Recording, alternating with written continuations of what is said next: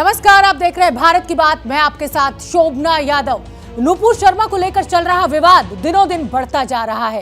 देश के कई शहरों में पत्थरबाजी का विवाद थमा भी नहीं था कि अब हमले की धमकी दी जाने लगी है। और इस समय की बड़ी खबर भारत की बात में हम आपको बता दें, पैगंबर मोहम्मद पर विवादित टिप्पणी के मामले में एक और आतंकी संगठन की एंट्री हो गई है। आतंकी संगठन अल-कायदा के बाद अब आतंकी संगठन ISIS ने भारत पर हमले की धमकी दी है। IS खोरासान डायरी में यह बयान दिया गया है, बुलडोजर का जिक्र किया गया है। नुपुर शर्मा के पैगंबर मोहम्मद पर की गई विवादित टिप्पणी के बाद इस तरीके की धमकी। अब ISIS की एंट्री, IS खोरासान ने भारत में हमले की धमकी दी है। पहले अल-कायदा ने दी थी। खोरासान डायरी में यह बयान दिया गया है, बुलडोजर का जिक्र भी किया गया है।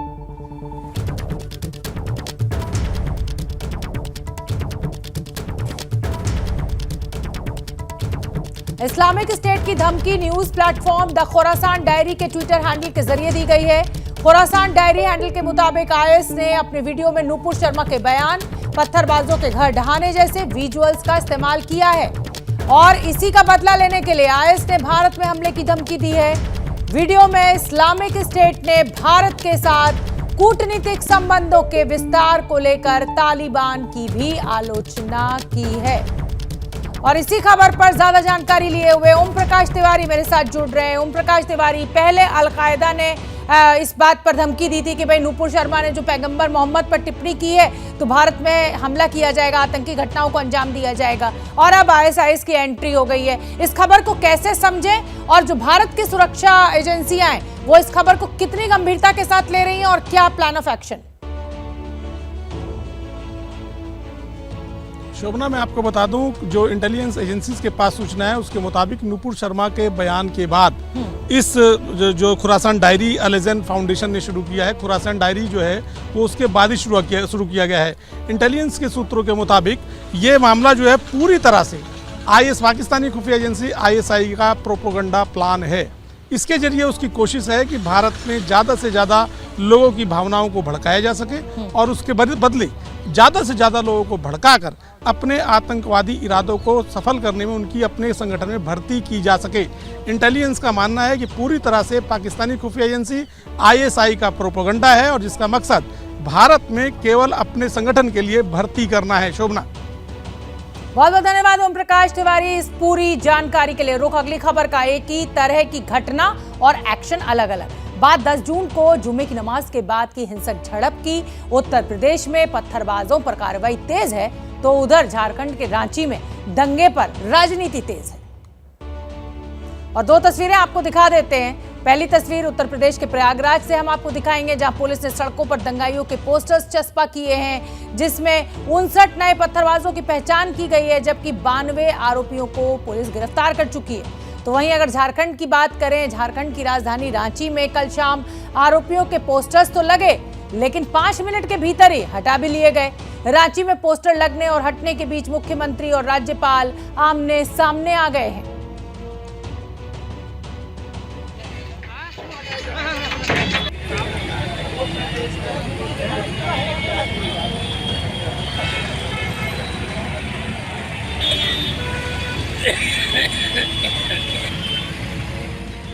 तो दो तस्वीरें, दो तरीके का एक्शन हमने आपको दिखाया। पहला एक्शन जो उत्तर प्रदेश में लिया जा रहा है, जो भीड़ हिंसक हुई थी उनके खिलाफ, और दूसरा एक्शन झारखंड में क्या लिया जा रहा है कि पोस्टर्स चिपकाए गए और फिर हटा लिए गए। कहा जा रहा है कि राज्यपाल के आदेश पर पोस्टर चिपकाए गए थे और मुख्यमंत्री और पुलिस नहीं चाहते थे तो हटा लिए गए। तो बड़ी खबर इस समय की हम आपको बता दें, और बड़ी खबर, प्रयागराज में हिंसा के 59 नए आरोपियों की तस्वीर पुलिस ने जारी की थी। अब इन आरोपियों के पोस्टर्स चिपकाने का काम शुरू हो गया है। हिंसा प्रभावित अटाला इलाके में आरोपियों के पोस्टर्स लगाए जा रहे हैं। साथ ही उपद्रवियों की सूचना देने के लिए नंबर भी लिखे गए हैं। अगर इनमें से किसी भी उपद्रवी को आप पहचानते हैं जो इस पोस्टर में, इस तस्वीर में दिख रहा है, तो फौरन पुलिस को इत्तला करें। आपकी जो सूचना है उसको गुप्त रखा जाएगा। नंबर दिया गया है कि इस नंबर पर कॉल कर इस पहचाने हुए उपद्रवी की जानकारी दें। तो अब नए 59 उपद्रवियों की तस्वीर चस्पा की गई है, नंबर दिया गया है पुलिस की तरफ से, और ये वादा भी किया गया है कि आपकी जो पहचान है उसको गुप्त रखा जाएगा। अटाला इलाके में हुई हिंसा के बाद में संदिग्धों के पोस्टर पहले सोशल मीडिया पे जारी किए गए और उसके बाद अब उन पोस्टर्स को अटाला में चिपकाने का काम शुरू हो चुका है। ये देखिए दाएं ओर जो पोस्टर लगा हुआ है इसमें 10 लोगों के चित्र छपे हुए हैं और 3 मोबाइल नंबर जारी किए गए हैं और इन पर इन संदिग्धों के बारे में सूचना देने के लिए कहा गया है। ये भी कहा गया है कि नाम पता गुप्त रखा जाएगा, जो भी व्यक्ति सूचना देगा। अब आगे की ओर दिखाऊंगा कि जहाँ पुलिस पर पथराव किया गया था उस वाली गली में भी उन सारे संदिग्धों के पोस्टर इस वक्त लगाए जा रहे हैं और पुलिस के लोग और पैरामिलिट्री फोर्सेस बाकायदे जा करके भीतर की ओर वो सारे पोस्टर लगा रही है। तो इस वक्त तस्वीरें हैं, ये अटाला इलाके की हिंसाग्रस्त इलाका है। पुलिस फोर्स पहले से ही मुस्तैद है यहाँ पर और उसके बाद में चूँकि बड़ी संख्या में लोग ऐसे थे जिनकी पहचान नहीं हो पाई थी, ऐसे 59 लोगों के तस्वीरों को आज जारी किया गया है और उनसे जुड़े हुए जो पोस्टर्स हैं वो इस वक्त अटाला इलाके में लगाए जा रहे हैं। आप देख सकते हैं जो गाड़ी खड़ी हुई है ये उस हिंसा में प्रभावित हुई थी और उसके ठीक बाहर पोस्टर लगाने का काम शुरू किया गया है। पूरे इलाके में इस वक्त सन्नाटा पसरा हुआ है और यहाँ पुलिस के लोग आए हुए हैं जो गोंद लगा रहे हैं और इसके बाद इन पूरे क्षेत्र में इस तरह के पोस्टर्स लगाए जाएंगे। आप चारों तरफ देखें, ये पूरा इस वक्त सन्नाटा पसरा हुआ इस इलाके में, क्योंकि यही हिंसाग्रस्त इलाका है। हिंसा शुरू हुई थी, यहाँ से पुलिस पर पथराव किया गया था और उसके बाद में बड़े सारे ऐसे लोग हैं जिनके बारे में कोई जानकारी नहीं मिल पाई थी। उनके सारे जो चेहरे हैं वो सीसीटीवी फुटेज और दूसरे जो वीडियोज़ हैं उनसे निकाले गए हैं और आप देख सकते हैं पुलिसकर्मी किस तरह दिखा रहे हैं कि ये वो लोग हैं, इनकी पहचान करें, उनके बारे में जानकारी दें। 3 मोबाइल नंबर जारी किए गए हैं और उन तीनों पर सूचना देने के लिए कहा गया और इस वक्त आप देख सकते हैं कि ये पोस्टर्स इस इलाके में चिपकाने का काम किया जा रहा है। तो ये देखें आप, ये वही गाड़ी है जिस पर जो हिंसा का शिकार हुई थी उसका कांच तोड़ दिया गया था पथराव के दौरान और उसके ठीक ऊपर जो जगह है वहाँ पर ये पोस्टर लगाया जा रहा। तो संजय त्रिपाठी ने ये तस्वीरें हम तक पहुंचाई जिसमें जो 59 नए आरोपी हैं उनकी तस्वीर चस्पा की जा रही है पुलिस के द्वारा। संजय त्रिपाठी ज्यादा जानकारी लिए हुए लाइव जुड़ रहे हैं। संजय त्रिपाठी, ये तस्वीरें हमने देखी, कहीं ना कहीं उत्तर प्रदेश पुलिस को बड़ी सफलता मिली है इन पोस्टर्स के जरिए, इन ये जो हिंसक भीड़ थी उसको चिन्हित करने में, मुझे लग रहा है, और इसमें अब आगे और सफलता मिलने की उम्मीद पुलिस को। बिल्कुल शोभना, 5000 से ज़्यादा ऐसे लोग हैं जो अज्ञात बताए जा रहे हैं और इस पूरी हिंसा में वो शामिल थे। अभी 59 लोगों के फोटोग्राफ्स मिल पाए हैं जो सीसीटीवी फुटेज हैं या फिर जो वीडियोस वहाँ पर बनाए गए थे और उनके पोस्टर्स जारी किए गए। मैं सबसे पहले तस्वीर अपने दाईं ओर की दिखाऊंगा। ये हाजी अब्दुल रहमान मोमिन अंसार मस्जिद है और इस मस्जिद के ठीक बाहर यहाँ पर आपको दिखाऊँगा। मैं अपने कैमरामैन फैसल से कहूँगा इधर आएँ और ये तस्वीर दिखाएँ जिसमें 10 लोगों के चेहरे आपको नज़र आएंगे। ये 10 लोग वो हैं जो संदिग्ध हैं और जो अटाला इलाके की हिंसा थी उसमें शामिल हो सकते हैं, ऐसी बात कहते हुए यहाँ पर ये पोस्टर लगाए गए हैं। इनमें साफ तौर पर 3 मोबाइल नंबर दिए गए हैं और इसमें कहा गया कॉल करें या व्हाट्सएप करें, उनका जो सूचना देने वाला है उसका नाम पता गोपनीय रखा जाएगा। ये गाड़ी है, इस गाड़ी को तोड़ दिया गया था हिंसा के दौरान। इसके बगल में जो बोर्ड लगा है यहाँ पर आप देखें 9 लोगों के चेहरे चिपके हुए हैं। ये वो चेहरे हैं, देखिए पत्थरबाजी करते हुए साफ नजर आएंगे। चेहरे खिलखिला रहे हैं लेकिन अब ये चेहरे जो है वो कहीं ना कहीं मायूस होंगे क्योंकि इनके जो चेहरे हैं वो बेनकाब हो चुके हैं और अब इनकी तलाश शुरू की जा रही है। ये हिंसाग्रस्त गली है। संजय त्रिपाठी, आप बने रहिए और इस समय एक बड़ी खबर आ रही है। उत्तर प्रदेश में चल रही बुलडोजर की कार्रवाई का जो मामला है वो सुप्रीम कोर्ट पहुंच चुका है। बड़ी खबर, बुलडोजर की कार्रवाई को लेकर अब सुप्रीम कोर्ट में कल सुनवाई होनी है। जमीयत उलेमा ए हिंद ने बुलडोजर की कार्रवाई के खिलाफ अर्जी दी थी और अधिकारियों पर कार्रवाई की मांग की थी। निपुण सहगल ज्यादा जानकारी लिए हुए फोन लाइन पर हमारे साथ जुड़ रहे हैं। निपुण, इस खबर को हम कैसे समझें और सुप्रीम कोर्ट में कल ये सुनवाई किस वक्त शुरू हो जाएगी? शोभना, कल ये सुनवाई जो है मेरा ख्याल है 11:15 साढ़े 11 बजे के आसपास होनी चाहिए और जो बेंच है वो जस्टिस एएस बोपन्ना और जस्टिस विक्रम नाथ की अवकाशकालीन बेंच है क्योंकि इस समय सुप्रीम कोर्ट में गर्मी की छुट्टियां चल रही है। तो जिस बेंच ने पहले ये मामला सुना था बुलडोजर एक्शन के खिलाफ और गर्मी की छुट्टी से पहले नोटिस जारी किया था, वो जज अभी उपलब्ध नहीं है। और मैं दर्शकों को याद दिलाना चाहूंगा कि 4 राज्यों में इस तरह की कार्रवाई के खिलाफ याचिका आई थी। सुप्रीम कोर्ट ने नोटिस जरूर जारी किया था लेकिन तब कोई रोक नहीं लगाई थी। रोक लगाई थी सिर्फ दिल्ली के जहांगीरपुरी में जो कार्रवाई चल रही थी क्योंकि वहां पर कुछ उपद्रव की स्थिति बन गई थी, तो कोई रोक नहीं थी सुप्रीम कोर्ट की, लेकिन एक नोटिस जरूर गया था। जमीयत यही कह रहा है कि जब सुप्रीम कोर्ट किसी मामले को सुन रहा है उसके बावजूद लगातार गैर कानूनी तरीके से मकान गिराए जा रहे हैं लोगों के, सुप्रीम कोर्ट तत्काल रोक लगाए। अब कल देखना है कि अवकाशकालीन बेंच क्या वाकई ऐसा आदेश देती है रोक लगाने का, या बिल्कुल। मामले में यूपी सरकार से जवाब मांगती है? बिल्कुल निपुण सहगल, आप नजर बना के रखिए। जैसे ही सुप्रीम कोर्ट में कल ये सुनवाई शुरू होगी, जो भी अपडेट होगा सबसे पहले हम एबीपी न्यूज के जरिए आप तक पहुंचाएंगे। और मैं आपको बता दूं कि देखिए, एक तो उत्तर प्रदेश में इस हिंसक भीड़ के, इन उपद्रवियों के खिलाफ एक्शन लिया जा रहा है, लगातार दबिश दी जा रही है, गिरफ्तारियां हो रही हैं, उनकी संपत्तियों को तोड़ा जा रहा है, उनके पोस्टर्स चस्पा किए जा रहे हैं। और उधर रांची, झारखंड के रांची में कल पोस्टर्स उपद्रवियों के चिपकाए गए, लेकिन कुछ ही देर बाद उन पोस्टर्स को हटा लिया गया। सियासत जमकर हो रही है। शशांक मेरे सहयोगी मेरे साथ जुड़ रहे हैं, ज्यादा जानकारी लिए हुए। शशांक, उत्तर प्रदेश की जो पुलिस का एक्शन है वो भी हमने अपने दर्शकों को दिखाया, आपका रुख करना भी बेहद जरूरी हो जाता है, क्योंकि रांची में कुछ स्थिति साफ नहीं है। जो पोस्टर्स कल हटाए गए थे, क्या उनको दोबारा चस्पा किया जा रहा है या नहीं? देखिए, कल शाम 5:30 बजे 33 उपद्रवियों का पोस्टर लगाया गया था राजभवन के सामने, लेकिन तुरंत में उसको उतार लिया गया। पुलिस की तरफ से कहा गया कि इसमें कुछ संशोधन करना है, फिर इसको लगाया जाएगा। आज पूरा दिन बीत गया, आज पोस्टर नहीं लगा है। साफ दिख रहा है कि वोट बैंक की सियासत जो है इस तरह के गंभीर मामले पे हावी हो रही है। राज्यपाल ने साफ कहा था कि ये जो लोग हैं उनका पोस्टर लगाइए, ये फरार हैं, पोस्टर लगेगा तो पब्लिक को इसकी जानकारी मिलेगी और पब्लिक पुलिस की मदद करेगी। लगाया तो गया, लेकिन उसको हटा लिया गया। सत्ता पक्ष की तरफ से कहा जाता है पोस्टर की जरूरत नहीं है, इसी तरह कार्रवाई होगी, लोग पकड़े जाएंगे। बीजेपी कह रही है कि जो लोग हिंसा में शामिल थे उनके प्रति सॉफ्ट कॉर्नर है सरकार का, सरकार उन लोगों की समर्थक है। तो कहीं ना कहीं जो वोट बैंक की सियासत है, एक गंभीर, एक संवेदनशील मामले पे वो हावी हो रही है, और इसमें फजीहत जो है पुलिस की हो रही है। पुलिस बार बार जो है अलग अलग तरह के तर्क दे रही है।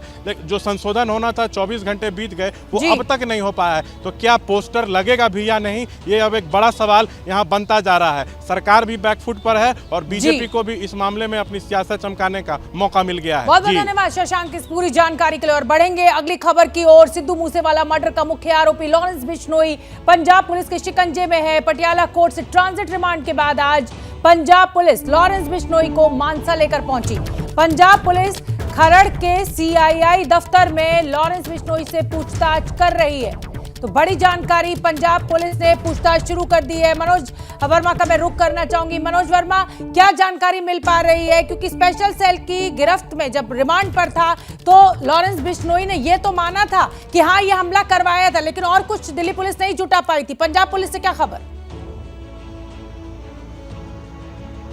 जी बिल्कुल, देखिए, पंजाब पुलिस की पूरी कोशिश है कि लॉरेंस बिश्नोई से सारे के सारे जो राज हैं वो उगलवाए जाएं, और पूरी कोशिश पंजाब पुलिस कर रही है। एक लंबी सवालों की फहरिस्त जो है वो पंजाब पुलिस ने तैयार की है, क्योंकि सिद्धू मूसेवाला के कत्ल के बाद लॉरेंस बिश्नोई का जो अकाउंट है उससे एक वायरल हुआ था उसमें, और उसने कहा था कि मैंने ही उसकी हत्या की जिम्मेदारी लेता हूं। तो कहीं ना कहीं उस वायरल जो हुआ था उसके बाद अब पुलिस उससे ये पता करने में जुटी है कि आखिरकार गोल्डी बराड़ से वो कैसे संपर्क कर रहा था, उसके कौन कौन से शूटर यहाँ पर एक्टिव हैं और कौन कौन से शूटर और शामिल हो सकते हैं। हालांकि 8 लोगों को इस मामले में जो है चिन्हित किया गया था, उनकी तलाश की जा रही है, लेकिन अभी तक शूटर कोई भी नहीं पकड़ा गया है। 9 लोग गिरफ्तार हो चुके हैं और 10वां आरोपी लॉरेंस बिश्नोई है, जिसको पुलिस 10वां आरोपी मानकर चल रही है। लेकिन इसके अलावा शूटर अभी तक कोई भी पुलिस के पास नहीं आ पाया है। तो इन 7 दिनों में पंजाब पुलिस की यही कोशिश रहेगी कि किसी तरीके से उससे वो नाम उगलवाए जाएं जो इस पूरी कॉन्स्पिरेसी में शामिल रहे थे। बहुत बहुत धन्यवाद मनोज वर्मा आपका इस पूरी जानकारी के लिए। आप देख रहे हैं भारत की बात, और अब बात करेंगे कश्मीर की। कश्मीर टारगेट किलर अब खुद टारगेट बन रहे हैं। सुरक्षा बलों ने बैंक मैनेजर की हत्या का बदला लेते हुए हत्यारे आतंकवादी को एनकाउंटर में ढेर कर दिया है। शोपियां और कुलगाम से आई इन तस्वीरों ने आज बता दिया है कि जो टारगेट किलिंग करेगा वो सेना के टारगेट पर जरूर आएगा। 2 जून को कुलगाम में बैंक में घुसकर मैनेजर विजय कुमार को गोली मार दी गई थी। शोपियां में सुरक्षा बलों ने लश्कर के 2 आतंकवादियों को ढेर कर दिया है, जिसमें बैंक मैनेजर का हत्यारा आतंकी जान मोहम्मद लोन भी शामिल है। तो वहीं 31 मई को कुलगाम में आतंकवादियों ने एक स्कूल टीचर रजनी बाला की हत्या की थी। कुलगाम में कल से चल रहे मुठभेड़ में 2 आतंकवादियों के घिरने की खबर है। कुलगाम में घिरे 2 आतंकवादियों में से एक टीचर रजनी बाला का हत्यारा भी है। यानी साफ है कि घाटी में जो भी दहशतगर्दी करेगा सेना उसका सफाया करेगी। मैनेजर थे विजय कुमार साहब, उस पर अटैक हुआ था। तो जब उसका सीसीटीवी फुटेज को हम लोग एनालिसिस किए थे तो जो चेहरा मिल रहा था जॉन मोहम्मद लोन, जो शोपियन के टेररिस्ट है, उसके पेरेंट्स को बुलाए। पेरेंट्स ने कंफर्म कर दिया कि यही चेहरा है, उसके बेटा है। फिर उसके पेरेंट्स ने बताया, खास करके फादर ने, कि पिछले 2 महीना से काफ़ी ये रेडिटाइज से बात करता था, रात भर ऑनलाइन चैटिंग करते रहता था। खबर पक्का हो गई तो पुलिस आर्मी मिलकर कॉर्डन डालते ही फायरिंग से हो गया और रात में 3 बजे दोनों लश्कर तैयबा के टेररिस्ट मारे गए, जिसमें जो जॉन मोहम्मद लोन है, दूसरा तोफिल गनई है। मैनेजर थे विजय कुमार साहब, उस पर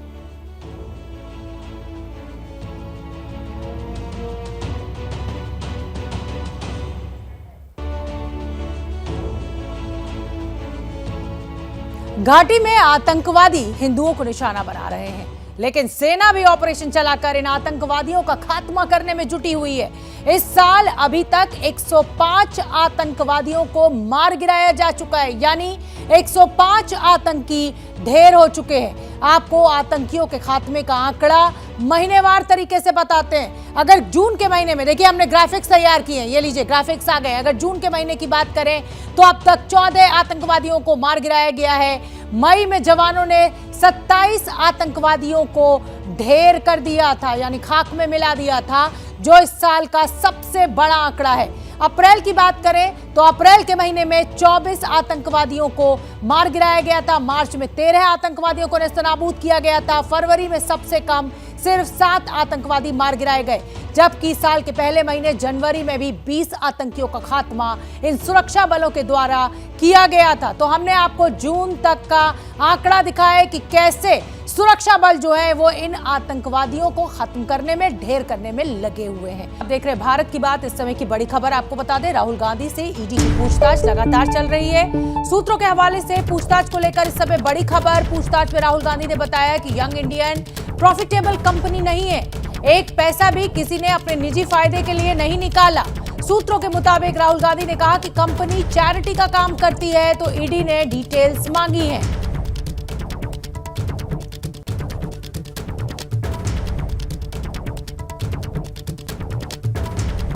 आप देख रहे हैं भारत की बात और अब वक्त हो गया है स्पेशल सेगमेंट का। देश में इस वक्त सबसे बड़ी हलचल और खबर राहुल गांधी की ईडी से पूछताछ है। बड़ी खबर इसलिए क्योंकि राहुल गांधी को लगातार तीसरे दिन प्रवर्तन निदेशालय ने पूछताछ के लिए बुलाया है, और हलचल इसलिए क्योंकि अपने नेता से हो रही पूछताछ के खिलाफ कांग्रेस पार्टी सड़कों पर उतरी हुई है। देश भर में प्रदर्शन चल रहा है। विरोध प्रदर्शन पर रोक को कांग्रेस लोकतंत्र की हत्या बता रही है, जबकि उधर बीजेपी कांग्रेस पर हिंसा के जरिए भ्रष्टाचार को छिपाने का आरोप लगा रही है। राहुल विवाद की पूरी पॉलिटिक्स क्या है, उसको समझिए हमारी इस खास रिपोर्ट में।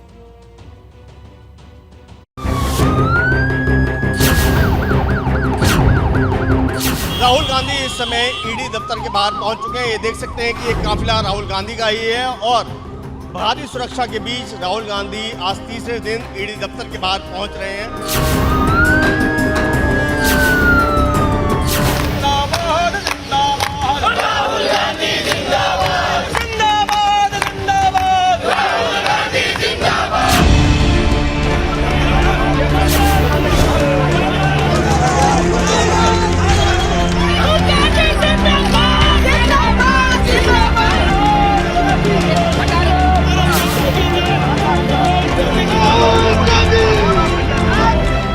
सील करके रखे हैं, किसी को आने नहीं दे रहे हैं, किसी को जाने नहीं दे रहे हैं। यदि कोई है तो उसको घूस घूस के मार रहे हैं। ये तो सीधा लोकतंत्र की हत्या कर रहे हैं। ये राहुल गांधी है, ये इंदिरा गांधी का पोता है, इसको इस तरह से चुप नहीं करा पाओगे, और हम सब उनके सिपाही हैं।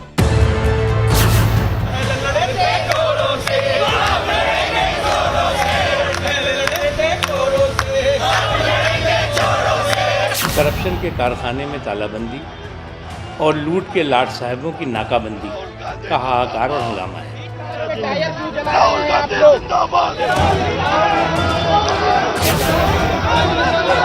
अहंकारी सरकार जान ले कि अहंकार रावण का नहीं रहा, कंस का नहीं रहा, दुर्योधन का नहीं रहा।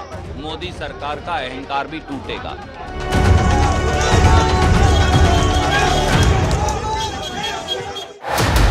कांग्रेस कहती है कि मोदी सरकार का अहंकार टूटेगा, और बीजेपी कहती है कि कांग्रेसी भ्रष्टाचार का तिलिस्म तबाह होगा। लूट, भ्रष्टाचार, सत्याग्रह, हंगामा, हाहाकार और अहंकार, ऐसे बेहद भारी भरकम शब्दों के जरिए कांग्रेस और बीजेपी एक दूसरे पर तीखे हमले कर रहे हैं। और इस पूरे घमासान के केंद्र में है कांग्रेस पार्टी का सबसे बड़ा चेहरा राहुल गांधी।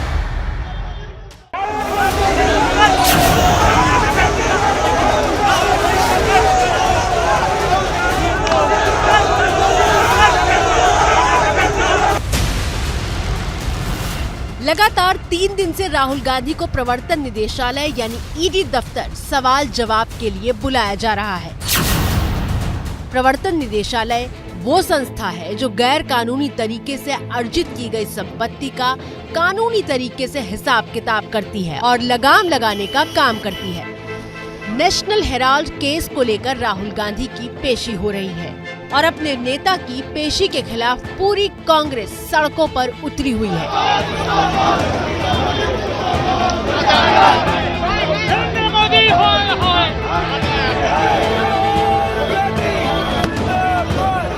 तीन दिन से देश की राजधानी दिल्ली से लेकर उत्तर और दक्षिण तक हर दिशा में कांग्रेसी प्रदर्शन कर रहे हैं।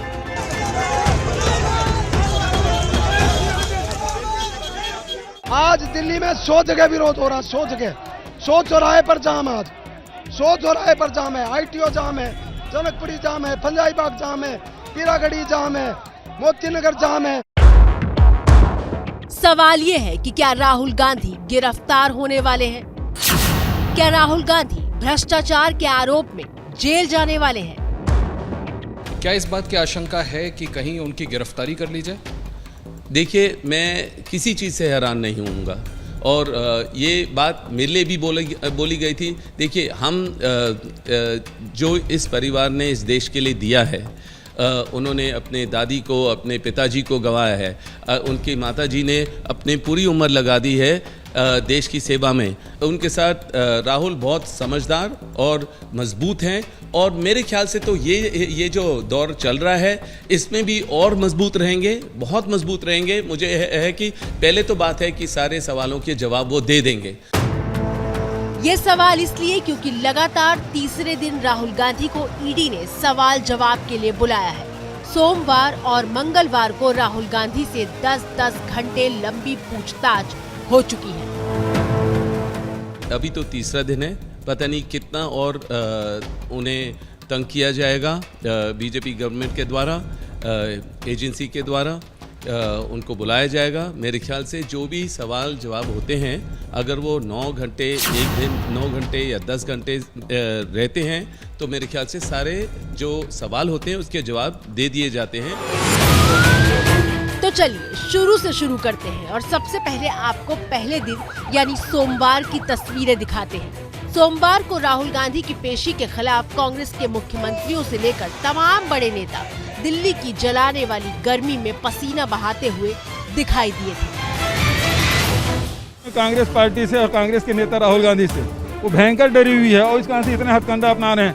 ये एक काला दिन है, समय बदलेगा, वो याद रखें, इसे हमारी चेतावनी मान लें। लगता है मोदी जी हिंदुस्तान की प्रजातंत्र को शमशान या तो कब्रिस्तान में तब्दील करने के लिए मन बना लिए हैं। राहुल गांधी के लिए फिल्म पुष्पा के स्टाइल में पोस्टर भी लगाए गए थे जिसमें लिखा था कि ये राहुल गांधी हैं, झुकेंगे नहीं। ये जो है ये लड़ाई सत्य के लिए है, इसीलिए हम सत्याग्रह कर रहे हैं। राहुल गांधी की पेशी के खिलाफ पार्टी के विरोध को कांग्रेस ने सत्याग्रह करार दिया है और कांग्रेसी सत्याग्रह की ये लपटें कितनी ऊंची उठ रही हैं, उसके लिए ये तस्वीरें देखिए।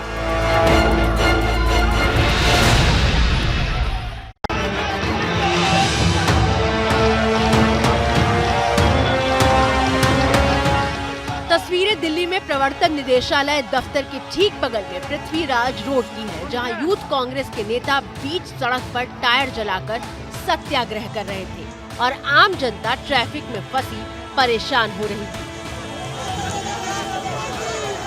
प्रदर्शन का एक तरीका होता है, आप बीच सड़क पर टायर जला करके आप प्रदर्शन कर रहे हैं, क्या इससे आम जनता को तानाशाही देश में तानाशाही कांग्रेस लीडरों को देश की आंधी, देश में लोकतंत्र खत्म हो गया है। देखिए आज जिस तरीके से देश में हालात है, हमारे सारे नेताओं को बंद कर दिया गया है, नजरबंद कर दिया है, हमारी आवाज को बाहर नहीं निकलने दिया जा रहा है। दिल्ली पुलिस के जवान जबरन कांग्रेस के नेताओं को सड़क से उठाकर बसों में भर रहे थे, लेकिन नेताओं का जोश देखिए। राहुल गांधी के नाम पर ठंडा होना तो दूर की बात, वो तो उबल रहा है।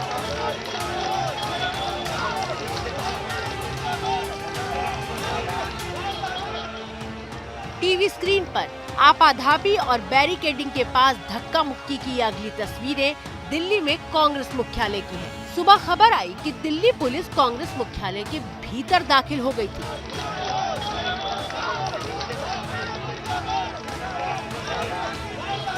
कांग्रेस दफ्तर में दिल्ली पुलिस कांग्रेस दफ्तर के भीतर घुस करके लोगों को पकड़ रही है। आप यहाँ देख सकते हैं कि ये दरवाजा है और दरवाजे के ठीक आगे पुलिस मौजूद है।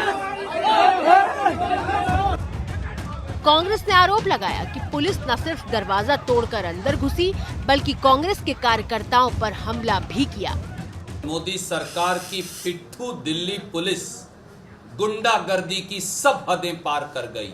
किस हैसियत से दिल्ली पुलिस ने भारतीय राष्ट्रीय कांग्रेस के कार्यालय के अंदर हमला बोला? कैसे वो दरवाजा तोड़कर अंदर आकर कार्यकर्ताओं और नेताओं को पीट सकते हैं? फिर तो इस देश में हर घर में जहां माँ, बहन, बेटी, भाई, पिता है, दरवाजा तोड़ेगी दिल्ली पुलिस, अंदर जाएगी और पीटेगी और कहेगी आप घर में 5 लोग क्यों बैठे हैं। कांग्रेस लगातार विरोध को कुचलने का आरोप लगा रही है और दिल्ली पुलिस कह रही है कि आरोपों में जरा भी सच्चाई नहीं है। ये बिल्कुल गलत एलिगेशंस हैं। जो भी उनके सीनियर फंक्शनरीज हैं उनमें उन्होंने हमें लिस्ट प्रोवाइड की थी, उस लिस्ट के मुताबिक इवन सभी एमपीज थे उनको भी हमने मूवमेंट उस एरिया में अलाउ किया था। जो 144 की धारा वहाँ पे लगी हुई है, तो अंदर से काफ़ी लोग आए थे जिन्होंने वो बैरिकेड्स वगैरह पुलिस जवानों पे फेंके हैं, तो उसके चलते वो थोड़ा सा धक्का मुक्की हो सकती है हुई हो, लेकिन ऐसी कोई पुलिस की अंदर जाने वाली बात, लाठी चलाने वाली बात बिल्कुल गलत है, ऐसा कुछ नहीं हुआ। पुलिस ने जो कहा वो आपने सुना। अब जरा कांग्रेस सांसद दीपेंद्र हुड्डा के घर के बाहर की तस्वीर देखी। दीपेंद्र हुड्डा अपने ही घर के दरवाजे पर धरना देकर बैठे हुए हैं और वजह ये है कि उनका घर बैरिकेडिंग लगाकर सील कर दिया गया है। दीपेंद्र हुड्डा पूछ रहे हैं कि क्या दिल्ली में शांतिपूर्ण प्रदर्शन करना भी गुनाह है। घर पे ही आप धरना दे रहे हैं, क्या वजह है? आप देखो घर के बाहर आप बैरिकेड भी दिखाओ। भैया एक बार प्लीज़ बैरिकेड दिखा दो। ये बैरिकेड प्रजातंत्र में विपक्ष को आभूषण के रूप में ये सरकार ने पहनाया, हार पहनाया हमें। हमारा निवास स्थान के चारों तरफ बैरिकेड लगा दिए गए हैं, हम ना बाहर निकल सकते। मगर ये क्यों कर रही है सरकार? ये एक संकुचित मानसिकता। विपक्ष को शांतिपूर्ण तरीके से विरोध प्रदर्शन का, विरोध धरने का अधिकार है प्रजातंत्र में। तीसरे दिन जब राहुल गांधी से पूछताछ हुई तो सबसे पहले ईडी दफ्तर में क्या हुआ होगा ये बता रहे हैं एबीपी न्यूज संवाददाता ओम प्रकाश तिवारी। सबसे पहले वो ओथ लेंगे पीएमएलए एक्ट 15 के तहत कि वो जो भी बोलेंगे सच बोलेंगे और जो लिखेंगे उसके लिए वो खुद जिम्मेदार होंगे। आज राहुल गांधी से दोनों भूमिकाओं में ईडी की पूछताछ करने की तैयारी है।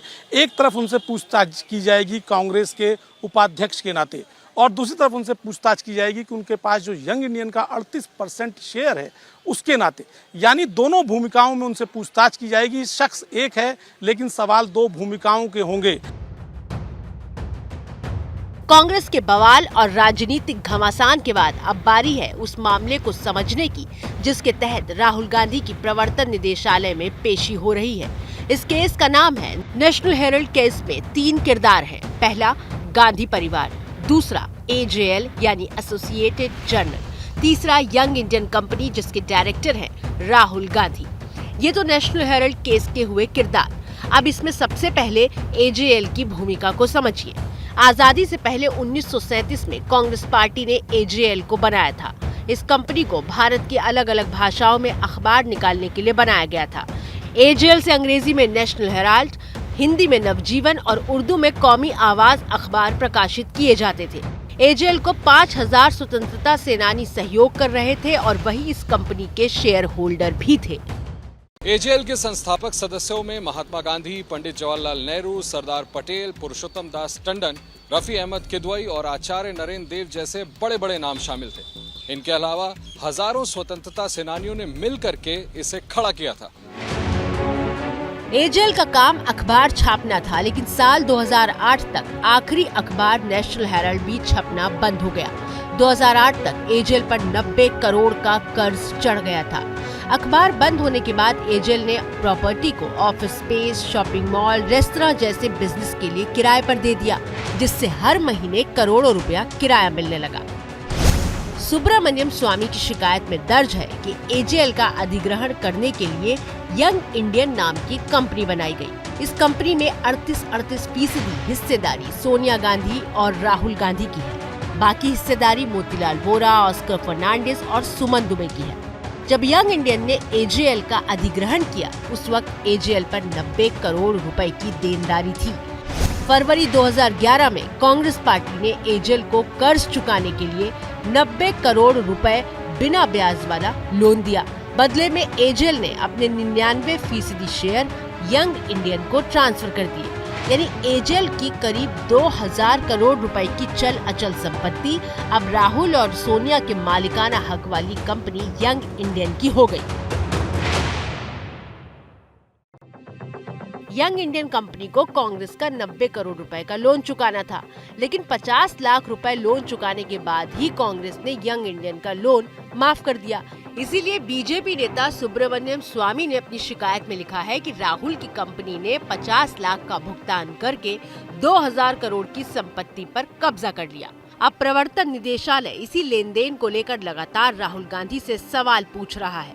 देश से लेकर विदेशी बैंक खातों की जानकारी मांगी जा रही है और उसके साथ ये भी पूछा जा रहा है कि यंग इंडियन कंपनी बनाने का निर्णय किसका था। ईडी सूत्रों का दावा है कि ईडी अधिकारियों के सवालों के जवाब में राहुल गांधी जो जवाब दे रहे हैं उससे ईडी पूरी तरह से संतुष्ट नहीं है। यही कारण है कि राहुल गांधी को बार बार पूछताछ के लिए बुलाया जा रहा है। हालांकि इस पूरी पूछताछ पर कांग्रेस सवाल कर रही है कि कंपनी हमारी, पैसा हमारा, तो फिर आपको दिक्कत कहां आ रही है? ना अपराध है, ना कोई अपराध हुआ। हमारा अखबार, हमारी पार्टी, हमारा पैसा हम चलाएं, बीजेपी के पेट में क्यों दर्द हो रहा है? हमने हमारा पैसा हमारे अखबार को चलाने के लिए दिया, तुम कौन हो भैया खामख्वाह? ईडी की लगातार हो रही पूछताछ के बाद चर्चा होने लगी है कि क्या राहुल गांधी को ईडी गिरफ्तार कर सकती है, और इसी को लेकर सी वोटर ने लोगों की राय जानने की कोशिश की। पूछा, आपको क्या लगता है, क्या राहुल गांधी गिरफ्तार हो सकते हैं? हाँ कहने वाले 55% लोग हैं, नहीं कहने वाले 45% लोग हैं। यानी ज्यादातर लोगों को अब 3 दिन की पूछताछ के बाद ये मामला उलझता हुआ लग रहा है और ऐसा लग रहा है कि राहुल गांधी की गिरफ्तारी हो सकती है। तो फिलहाल भारत की बात में मुझे दीजिए इजाजत, कल फिर होगी आपसे मुलाकात। एबीपी न्यूज आपको रखे आगे।